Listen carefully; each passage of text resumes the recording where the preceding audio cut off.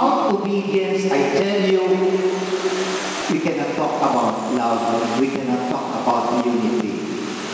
Diba? So, siyempre, minsan pasaway din kasi ako Pasaway. Pero pag pasaway ka ng pasaway, sasablay ka. Kaya nga, ang maganda sa buhay ay hindi pasaway, kundi sumunod. Okay? So sana mo sa parokya natin ang ating espiritu, ang pagsunod. Okay? Ngayon, pagsunod saan? Sapagkat ako po'y sumusunod lamang. Si Father Boots, hindi po siya hari. I am simply a servant leader. Okay? Servant po ako. I am not a king.